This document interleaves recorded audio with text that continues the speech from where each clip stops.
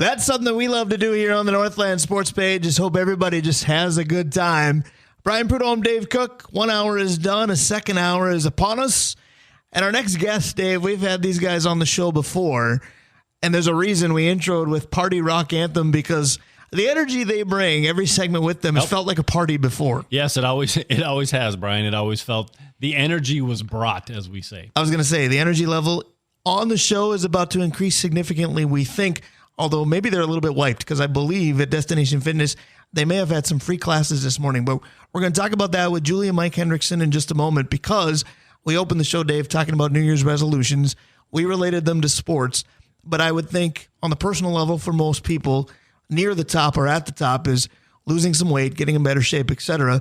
We all say it. How many of us do it? For how long are we able to maintain it? We'll talk about hopefully making that a little bit easier. Yeah, the experts are right around the corner, that's for sure, because that's one of the hardest things to do. It's easy to make them. It's hard to keep them. I was going to say, the experts certainly aren't us, so we will go to those experts. Julie and Mike Hendrickson of Destination Fitness. Good morning, guys. Good morning. That's so much pressure. I know, but you brought it right away. Right. I was gonna say. Even just by saying that, I think your energy level just increased for us, so you're just living up to the hype already. We appreciate it. Oh, thanks for having us on the show today. This will be a lot of fun. Always is with you guys. Now, correct me if I'm wrong, because I think I ran across it on social media. You guys have already had a busy morning. Were there free classes this morning? Yeah, there were 3 free classes. We opened it up to anybody because, like you guys said, a lot of people want some sort of New Year's resolution. They want to get in shape. How do you do that? And so we just opened it up. We did 3 different types of classes. We did a boot camp this morning, which is both cardio and strength. And then we did mainly just a strength class. And after that one, we kind of did a stretching class. So we kind of incorporate something for everybody. Absolutely. Now, we've had you on the show before, and we've had you do this weekend before with good reason with the New Year's resolution type topic. But Julie, if I remember right, on a previous show, you said Destination Fitness isn't necessarily a January gym. Are you expecting this January to be any different? Are people's habits changing? So I still hold true to that. We are not a January gym. But with that said, I do think that we are still digging out from COVID, which seems like it was a long time ago. Right. But more and more people are just getting out for whatever reason they were still back. So are we going to have a great January? Yes. Are we like a typical gym in January where it just goes gangbusters? No. We have just a great group of people that kind of stick it out all year round usually. I think that makes a lot of sense. You talked about people getting out. What kind of role has Mother Nature played? Because let's be honest, guys, December in the Duluth area has looked more like April in the Duluth area. And I know that's not great news for snow enthusiasts, whether it be, skiers or, some businesses thrive on winter weather and we're just not having it. But are you seeing energy and enthusiasm pick up? Because it's easier to pry yourself out of the house when there's not, 10 feet of snow on the ground. Yeah. With that said, we walked out into our parking lot and almost fell over this morning. It was I'm slippery, sure you noticed no doubt. that on your way in. I did. I think our crew is hardy either way. And to prove that point, I think only one person did not show up today. Yeah. Of all the people that signed up, which we had 60, 70, 80 participants, everybody except for one showed up. And there was a lot of ice on the road. So our crew is pretty hardy either way. And we bring the energy no matter what the weather is, Brian. I'm not shocked by that at all because you bring the energy no matter what segment, time, date you guys have on the radio. So that goes without saying. Talk to me a little bit because, Mike, you said you did a little something for everybody this morning. Talk to me a little bit about degrees of difficulty because there's got to be people out there listening that are into fitness and have their feet wet in that department already and maybe want to just up their game a little. And there are some people that probably haven't been off the couch for the bulk of 2023. You guys cater to just about everybody in that sense too, right? Yeah, that's a real challenge. We have people that come to class that are in their 20s and we have people that come to class that are in their 70s. And so how do you make something challenging and fun and yet still get a good workout in for that entire age difference as well as like just what people want, their ability, and how do you match each ability to to the amount of difficulty that they want to have or challenge that they want to do in each class. And so, and that's what today was. Even though we were in boot camp, we had, 20-year-olds and 70-year-olds. It's all challenging and fun for each individual, and it kind of depends on what you're looking for. So the class end of that is really, it's fun for us to kind of see what people want and need and what their goals are for the upcoming year. And so as we change that into personal training, then we can kind of dive into that and really attack that certain individual's goals and needs.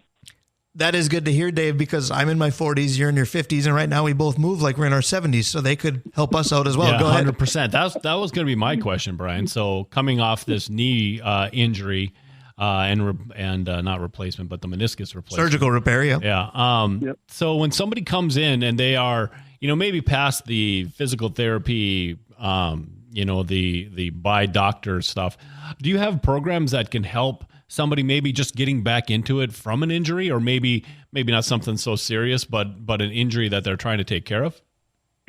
Yeah, I think that's a really, really intriguing group of people, the ones that have done some physical therapy and they've kind of graduated from that, but aren't quite to 100% to what they used to do before they went in for that surgery or whatever they had done. And so we're able to strengthen that joint as much as possible and get the muscles surrounding that joint as strong as they can be. And that's something that would be a little bit more on the personal training end. But like if you were in a class and like we know a lot of our individuals, our clients that come in for classes as well, we can say, hey, I know that you've had this, so why don't we try and switch it up a little bit different. Yeah, maybe you don't get to jump it. today. Yeah. You're not jumping for Right. like another month.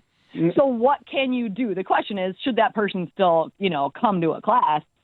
Sure. We can give you something else to do. It's very individual. So even you just having that surgery, like you having it versus me having it versus my son having it versus that's such an individual question. See, Brian, here's why I need to go, because I'm not a fan of this walker, but you do get walker muscles, and Dana said you need to maintain the walker muscles. So Right. This is something that I'd have to do That's as well. true. I was going to say, there's a reason why my biceps and triceps don't match the rest of my body. Dips. No question about it. All right, guys, I want to get down to kind of a nitty-gritty type question, because we're talking about New Year's resolutions and how they relate to fitness, and everybody's got them. And by the way, if you're just tuning in, first of all, where were you? Second of all, we're talking with Julie and Mike Hendrickson of Destination Fitness. But let's talk a little bit about the resolutionists, if you will, when it comes to fitness, because there are people that have been dedicated to this for a while, and they're bracing themselves for things to be a lot more crowded for 2 weeks. And then those that made the resolution are going to go, about that, I'm not as cut out for that as I thought. So my question is this: what is, in your opinion, the secret to sustainability? Because everybody's going to be gung-ho from January 1 to January 15th. And how do we get past that and stay with this? I think that's a kind of a twofold question. Number one, there are New Year's resolution people that start January or February or March or April. I mean, people make that decision all throughout the year. It's just that you can't identify them in June. That's a good point. A year is 12 months. Go ahead, Jules. But you know what I mean? What I'm saying is, like, a lot of people say it's June and they go, oh my gosh, I've got a wedding this summer, I need to drop weight. You True. just don't know who those people are. They still might only make it 2 weeks in the gym. They just don't get bashed for it. True. And here's the other thing. We give New Year's resolution people such a hard time. We should not. It's the perfect time, because we just sat down for the last 6 weeks and ate and got out of shape. We're a solid 10 pounds heavier than we were 2 months ago. Amen. And now it's going to be January 1st. There's no parties planned. We are fat. We feel awful. Oh, look, this gym is offering all these challenges and all these deals to start. Like, of course they're going to be a New Year's resolution person. Like, it just makes sense. So I have some grace in that. Of course you're going to start then. As far as sticking it out, number one, you really need to find a program that's going to work for you and think long term. You have to have a long-term mentality. Like it just needs to be a lifestyle thing. And then also having someone for accountability. Most people need accountability, whether that's a buddy, whether that's a trainer. I don't think spouses make great accountability partners. I concur. I don't know if that's a great thing. Most people don't listen to their significant others. You need to find a friend and say, hey, look, am I picking you up? Are you picking me up? When are we meeting? Like, I'll see you tomorrow at 6:45 or whatever that time is. And I think that the groups of people that really, really make it have somebody else holding them accountable. So I think that's a huge key. So I'd say that's even if it's just two things, if you could pick two things. Number one, this is like at least a year commitment, like a lifestyle change, and find someone to do it with or that can hold you accountable for it. I personally don't need that. I'm obviously quite self-motivated, but most people aren't. That's just the truth. No, that's very well said. I've been learning things from Julie since I think 1993 or 4, so it continues today without question. Mike, you said something that kind of sprung my mind into another question, because you said, am I picking you up or are you picking me up, and I'll see you at 6:45. Does time of day make a difference? Because when I look at you guys, and I've known you guys for a lot of years, if I send you a text message, not so hypothetically, to be on this show, and I send it at 10 o'clock p.m., I'm not going to hear back till morning, but I'm going to hear back at 5 a.m. Yep. Is it early risers have a better shot at this, or is it just you got to cater to your own schedule? I think you really do need to cater to your own schedule. Now, for me personally, I like working out in the morning better, but we have a number of people that do prefer to do something after work. They're not morning people at all. So for them to do something a little bit later in the day, that's whatever is a great time for you and before you get home, because once people get home, they typically don't go back out again. That's a great point. Especially this time of year.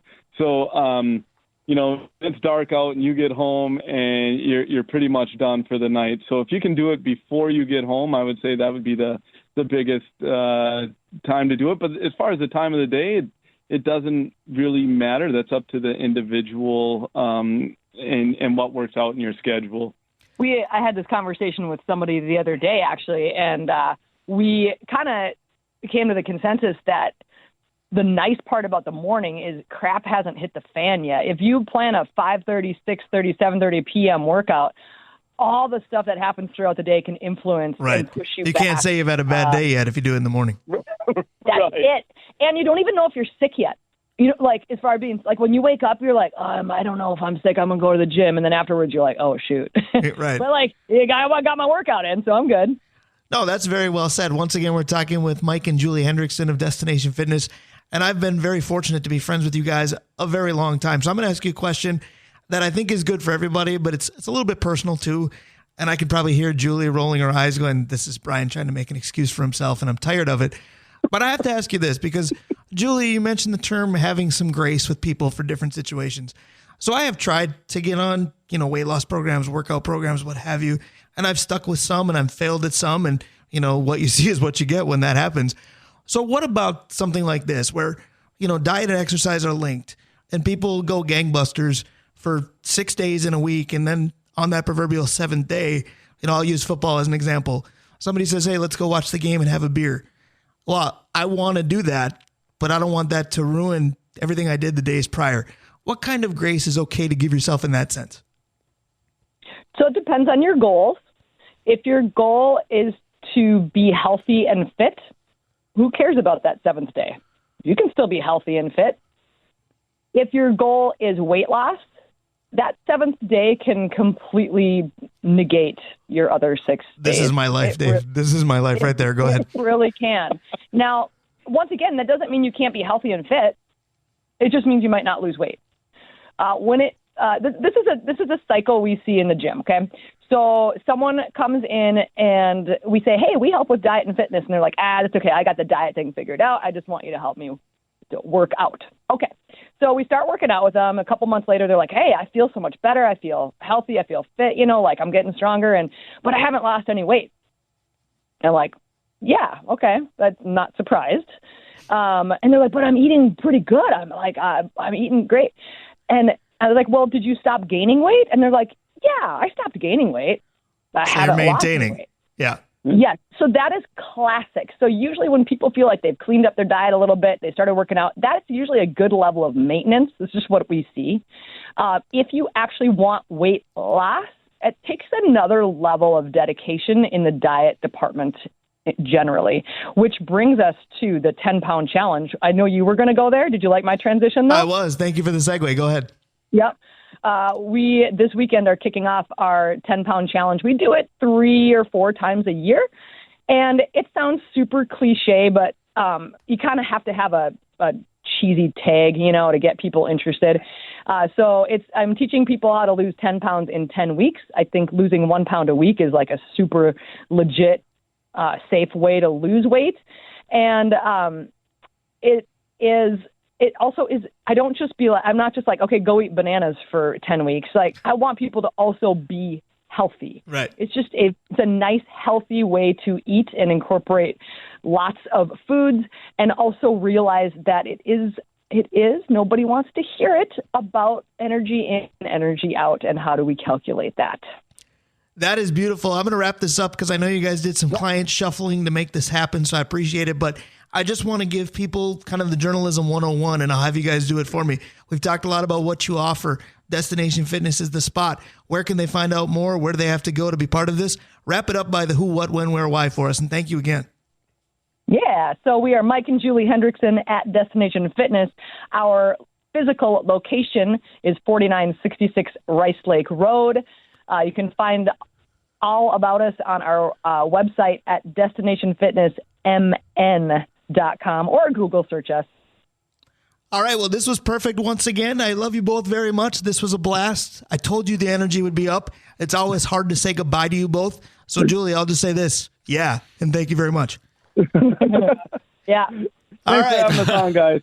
That is Julie and Mike Hendrickson. That is just fun. Yeah. Now, they have been Duluth East athletic parents for several years, and in Julie's case, a Duluth East athlete back when I was there as well.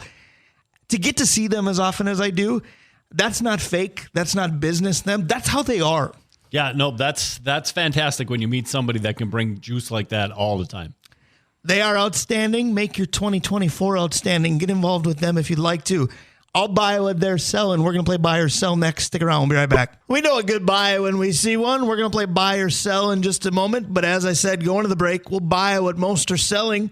Most notably, our sponsors, Dave Cook. Absolutely. Let's start with Advantage Emblem and Screen Printing. Sammy's Pizza, the Blackwoods Group, including locations on London Road, in Proctor, in Two Harbors, Blackwater downtown, and Tavern on the Hill, Avenue 45. The Mount Royal Bottle Shop, Stewart's Bike Sports and Trophies, Pier B Resort, Kohler Toyota and Kohler Hyundai, Comfort Systems, Mike Regan at Christensen Group Insurance, Arola Architecture Studio, Hoops Brewing, OAR Holdings, and Kraus Heating and Cooling, your carrier in northeastern Minnesota, your Carrier HVAC authorized dealer. Again, so grateful for all of our sponsors. I got buy or sell is up for grabs. If somebody wanted to slap their name on that as the official sponsor of this segment, or maybe we grab an additional one, because we get some pretty fun reviews of this particular segment each week. Yeah, people seem to like it. It's real difficult because you hand out all these questions that I have to remember that it's not the Wild, it's the NHL, and there's all kinds of stuff going on. Right. So Dave is somewhat foreshadowing the format. I'll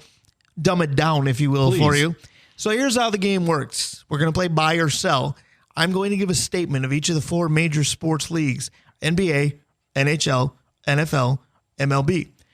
And what I'm going to do is make that statement, and if you agree with it, you say buy, and you tell me why. And if you disagree with it, you say sell, and you tell me why. Dave's responsibility that he shudders about each week is to pick the order at which we play, and not to name teams, to name the league. And then, of course, to give his piping hot takes, which you're pretty good at week in and week out.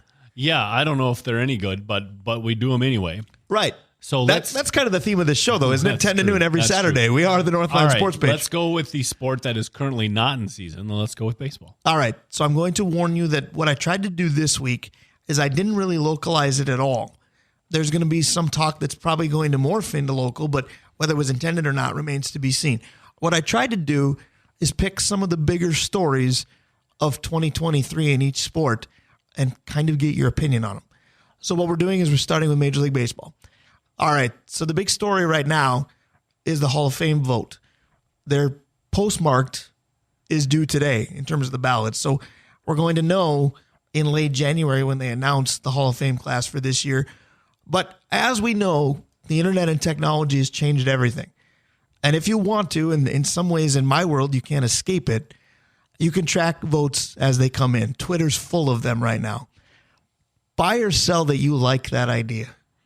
Well, it's like having a baby's name ahead of time. You know, if you're waiting. Is it though? It is kind of, because if you have the baby's name ahead of time and everybody knows it, when the baby's born, it's just that name, right? If you know that Joe Mauer, for instance, is heading into the Hall of Fame his first time, when they announce it, what's the big deal, right?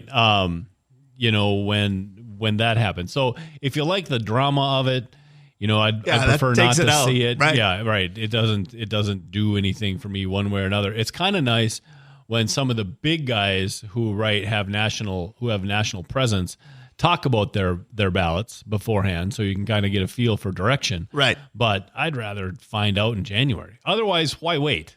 Right? Everything, you know, you can scan those things in. As soon as they're done, we'll just know. You could tell me by Friday. You could.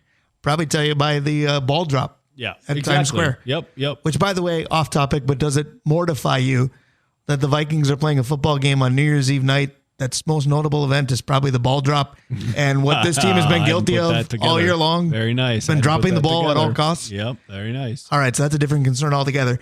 So I'm going to buy that I don't like that we're seeing the tracker and the votes as they go. I didn't necessarily make the gender reveal or baby name analogy like you did, but I did make it kind of akin to the presidential election. It's not like they wait until everybody's in, then they tell you everything. You get state-by-state results as polls close. So I get that. Here's what I don't like. Social media has ruined a lot of things. The Hall of Fame vote's one of them. Because what we're seeing now, and I'm glad it didn't exist, say, back when Kirby Puckett got in, because Kirby Puckett is my favorite player in the history of baseball.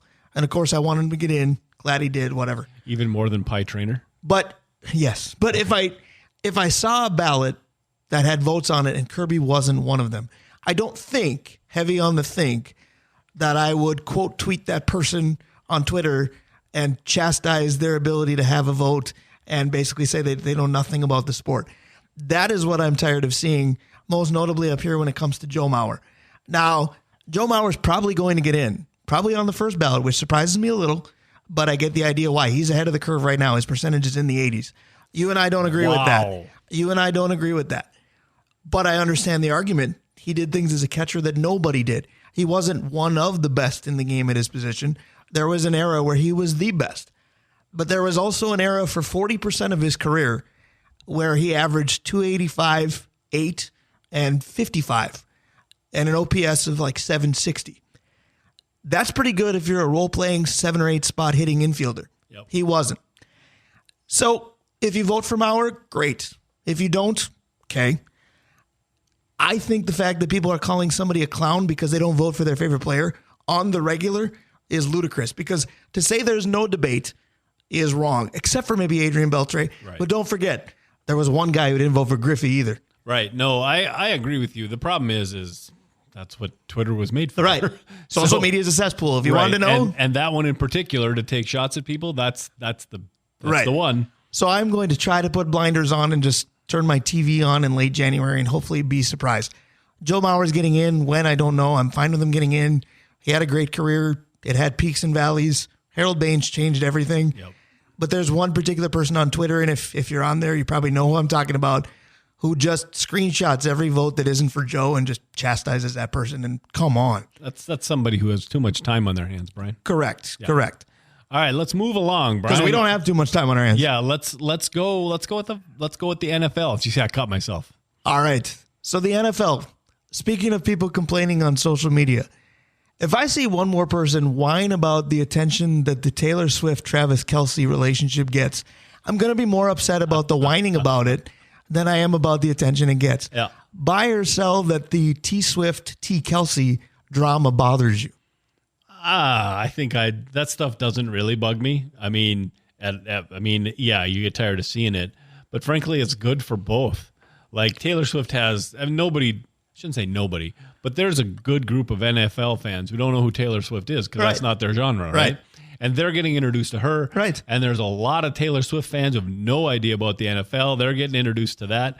I think it's funny might be the better word, because I think it's funny when she's at a new stadium.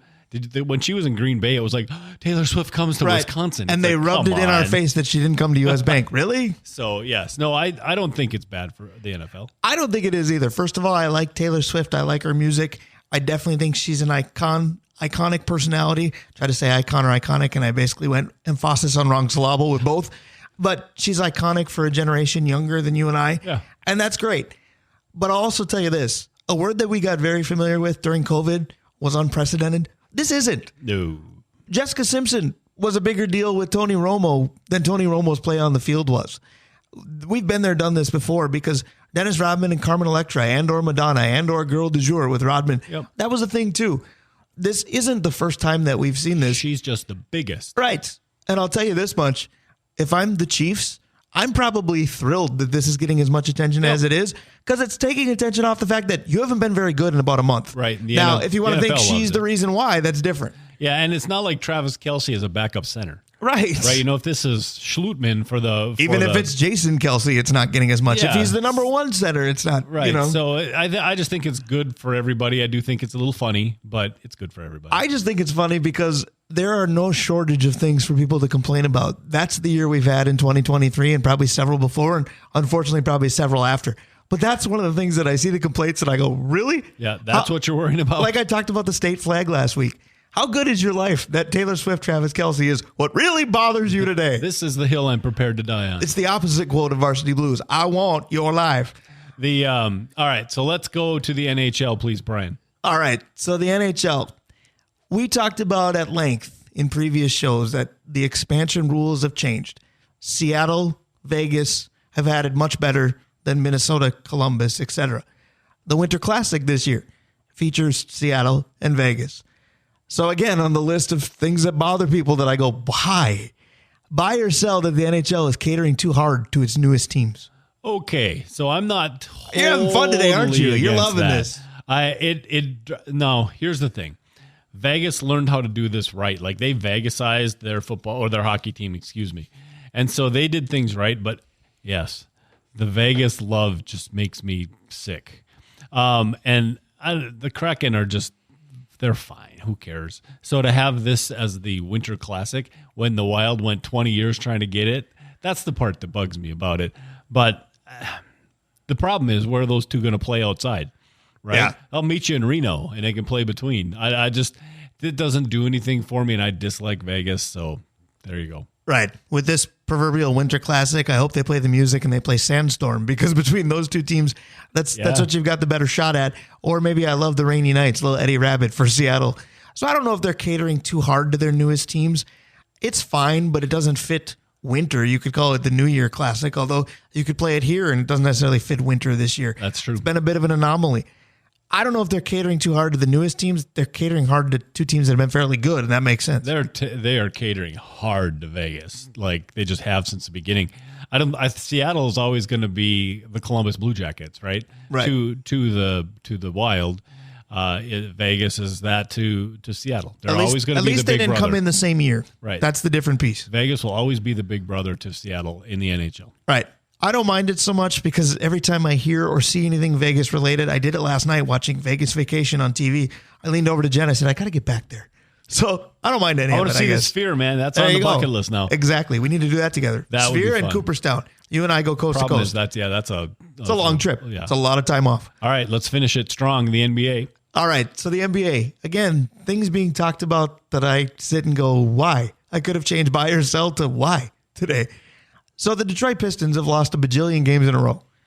Record-setting type stuff. Buy or sell that anybody outside the Detroit Pistons organization cares one bit. I'm going to sell that. I think there are people that care a lot about the NBA and about, I mean, this is the greatest tank job in the world if you want to go there. The guy I feel bad for is Cade Cunningham. Like, he's legit. Yeah.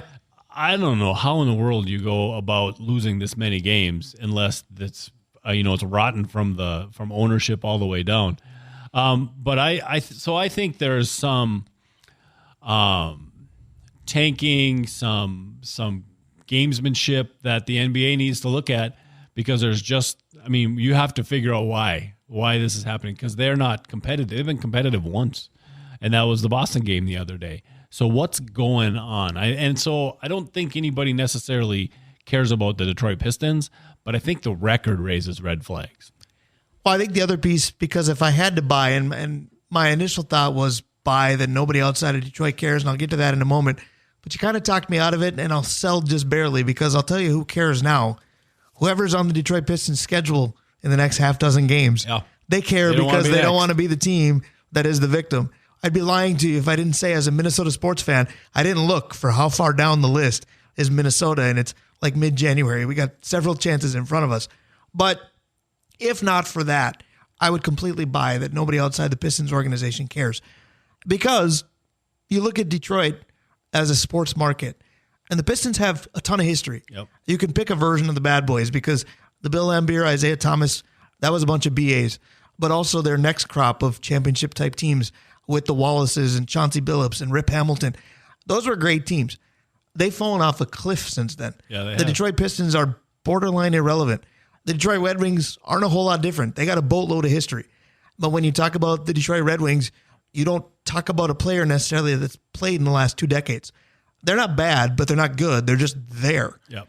You look at the Tigers, and if not for Miguel Cabrera last year, but here we are. And again, a ton of history, but you think it's been forever since the Twins won something. It's been longer for a world title for the Detroit Tigers. If not for Cabrera last year, you're not talking about them. And I tell you what, they might be good soon. They've got a young core that's okay. And I'll tell you the other reason that Detroit doesn't even care. The Lions are good now. The Lions are very good. They have a distraction. We say in Minnesota, we want 1 or 2 that are good so we can be distracted from the teams that aren't. The Vikings seem to be fast laning to disappointment again. The Wild are playing well, and the Wolves are good. So we don't have to care. I just don't think people do. No, I guess I agree with that part of it, Brian. And here's the thing. We've talked about this before. The opposite of love is not hate. The opposite of love is apathy. Indifferent. And that's where the Detroit Pistons are going to be, is people are going to be apathetic, and you're probably seeing that already in attendance. I'll tell you one thing I care about. You. Aww. Right? With this emotional tune, I just felt like it fit. But I do care about this show. I do care about Buy or Sell.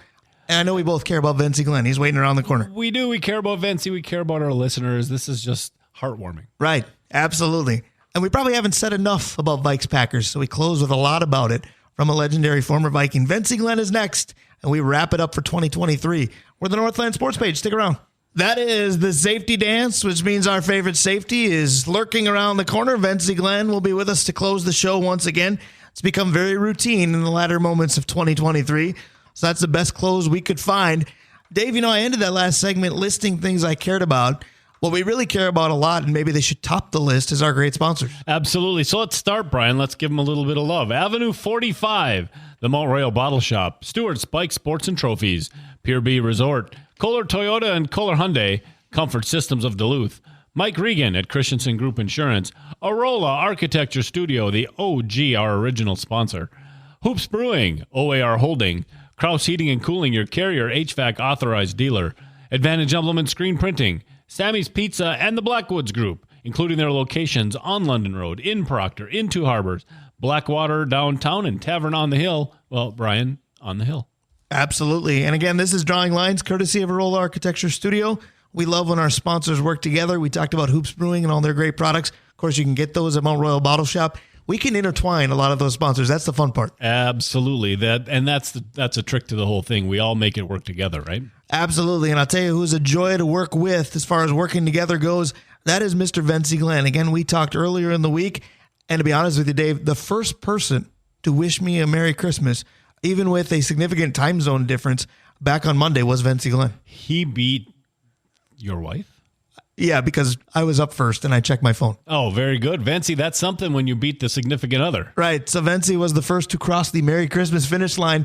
Happy holidays. Happy New Year a little bit early. And thanks for being here again. Vencie, we have great questions for you, we think, each week. But you told me earlier that you were going to have a question for us. Do you want to start with that? And good morning. Good morning. And I definitely want to start with it. But Hey, I just do what free safeties do. We always first to the ball. That's right. You're covering everybody. I love it, man. I love it.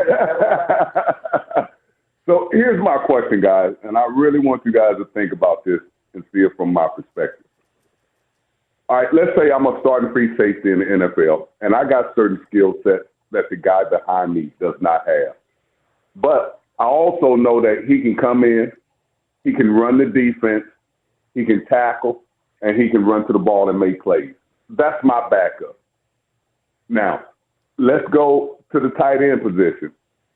It might not be no Travis Kelce or George Kittle, but the backup can come in, run the route, block, maybe not to the necessary degree that they were, but still be productive and help the offense and the team. Now, the greatest and the hardest position on the football field is the quarterback. Hands down. We all know that. It's been proven.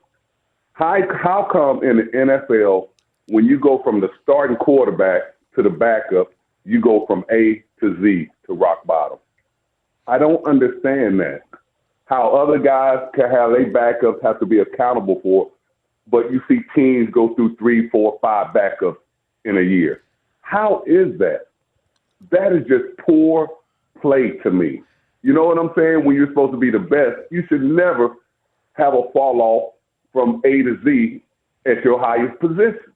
And I think that's the problem where people aren't seeing the effects of football teams, is when you hold other people accountable, but your backups at the highest position are not doing the things that's capable of helping everybody else win. So you guys help me figure out why at the hardest position the drop-off is so tremendous and so notable.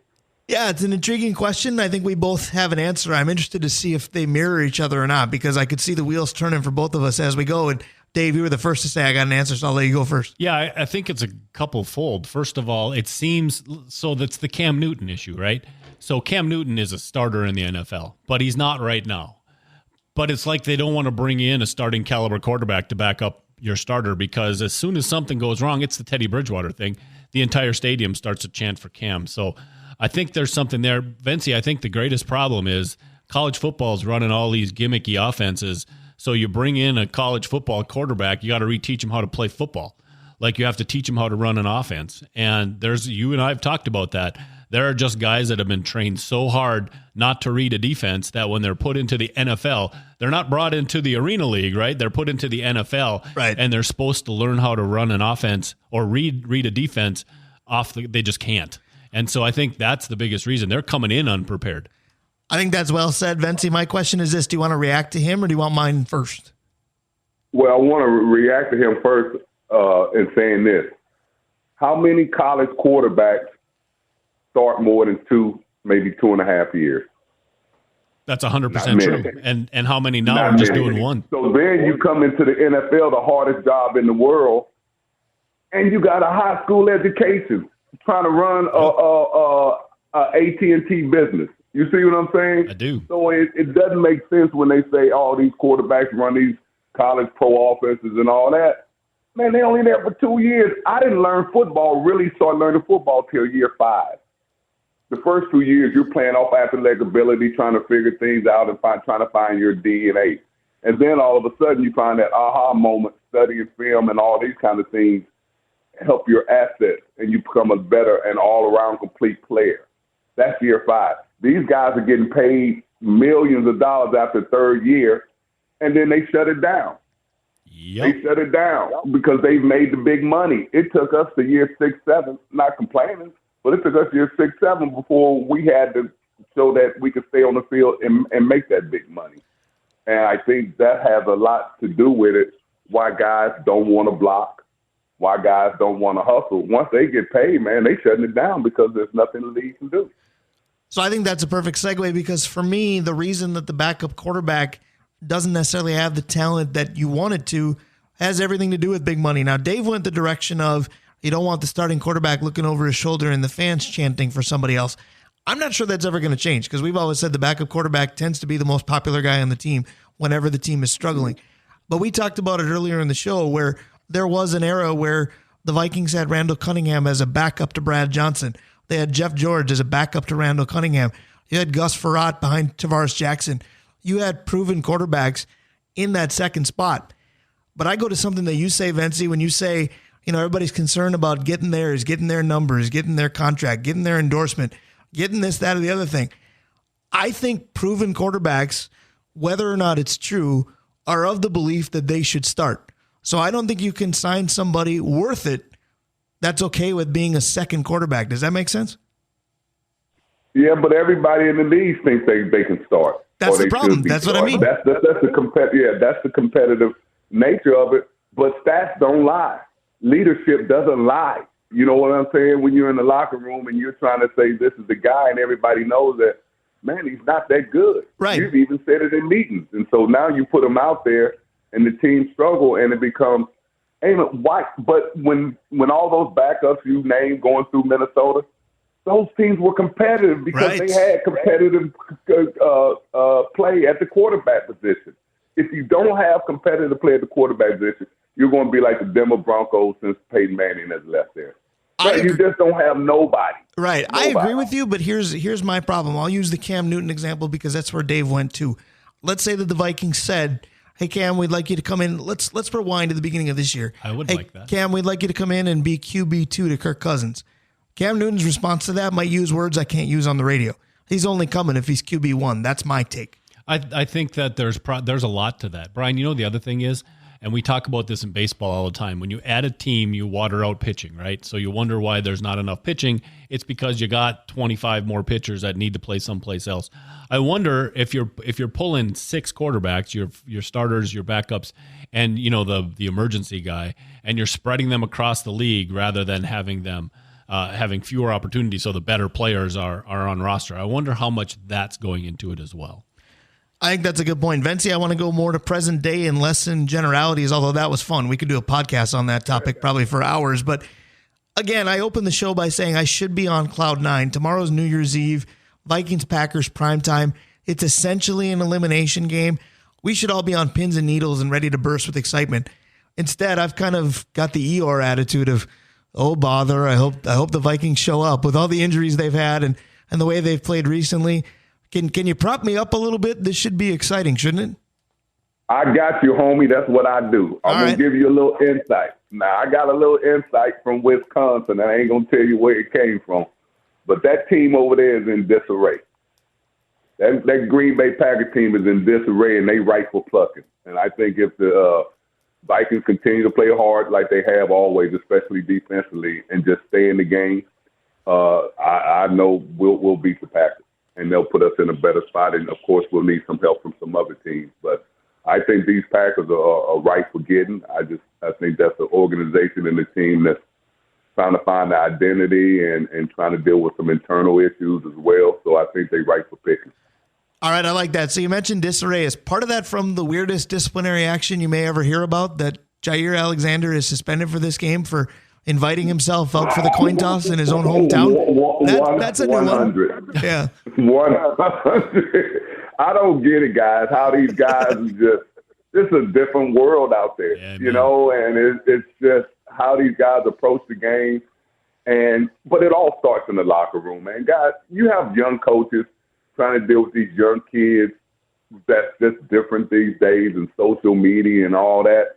It's hard to be a leader of men if you don't understand demographics and know how to motivate men. Because you look at some coaches and you be like, why are they having all these problems? And you look at a guy like Antonio Pierce, who was a linebacker position coach, can come in and fire the guys up and just motivate them to do their job. That's all. Just do your job. So it's about being leader of men in the locker room, and it's not just these guys can run and jump up and down the field and be athletic. You have to have a core and a mentality that everybody abides to and understands, and a respect and love for each other in the locker room. So I always say the teams that in the locker room that are together, they play together on the field, and they have good results.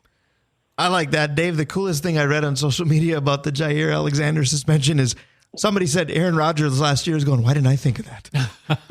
Man, Vencie, I have so many questions for you. Oh, we got 2 minutes, so speed it along. I know. 2-minute drill. You guys are both good at it. I have to decide which one is more important. So we just talked about coaches, and San Diego is going to have an opening. The Chargers. Yeah, that's right. Sorry, the Los Angeles Chargers are always going to be San Diego to me. I know it too. They're talking about a coach and a coach that's currently under some duress in college is Jim Harbaugh. Vencie doesn't exactly love, by the way. Right, but what would you, a college coach, let's just take Harbaugh's name out of it for 10 seconds. A college coach coming into the pros. What does a college coach coming into the pros have to do to get the locker room like we were talking about in the past? If he ain't Nick Saban or Kirby Smart or a couple of the other ones out there, I don't think it's going to matter because you don't know how to deal with these young men. Harbaugh is not like his brother. Harbaugh likes the attention. L.A. is not a place to come out and get attention because everybody's attention grabbers in L.A. You got to understand these kids know who Harbaugh is from playing against them in college and things like that. And it's just a respect level that you bring in when you come with you. College is not the pros. Everybody knows that. What you do in college and the control you have in college as a coach is not the control that you're going to have over grown men in the pros. You can't bench him and say the guy behind you is a 5-star and going to play. No, we paying this guy $20 million a year. He got to play. It's different. So your leaders are different. Your bosses are different. The things you do out in the public are going to be different. And when you got a coach that has an ego like that, that's not a good setting. And plus, he doesn't have the people in the locker room with the L.A. Chargers to help him build that kind of institution up there. You got to find locker room guys, man. That's all in. Such a great answer. Vencie, in the 30 seconds or less category, from one Harbaugh to the good one, you mentioned his brother, John Harbaugh, is having a great season. Baltimore flexed on San Francisco back on Monday night. Now it's Baltimore and the Dolphins. Could be an AFC title game preview. Is Baltimore the team to beat? Are you convinced? No, Baltimore's a team that's going to play hard, and you have to beat them every week. It's not the team to beat. They're going to play disciplined football. They're going to play. They have a great quarterback. They have a great system. They have a belief system in there because it's a blue-collar town, so they go to work every day. They don't get caught up in the limelight in L.A., Dallas, and other places like that. So Baltimore is just a good, solid football team. They've been the same way. They DNA for the last 20 years. They play hard. They play defense, and you got to beat us. You're not going to beat ourselves. Sounds like a safety, I know. Vencie, you are the best. Our New Year's resolution will be to continue to involve you as much as we can. We appreciate you. We love you. Have a good, happy New Year. Thank you, Vencie. All right. Take care, guys. Be good. Absolutely. That is Vencie Glenn. That is the Northland Sports page. Thank you, Dave Hoops. Thank you, Sadie Keller. Thank you, Julie and Mike Hendrickson. Thank you, Vencie Glenn. Thank you, Dave Cook. We're out of here. Brian. Happy New Year. Swimsuit? Check. Sunscreen? Check. Phone charger? Check. Don't forget to pack the 5-Hour Energy. It fits great in a pocket or carry-on, and the alert feeling will help you arrive ready for anything. Now get 20% off when you use code 5HETRAVEL at 5hourenergy.com. Expires April 30th. One-time use only. Not valid with other discounts. Remember, visit 5hourenergy.com and use code 5HETRAVEL to save 20%.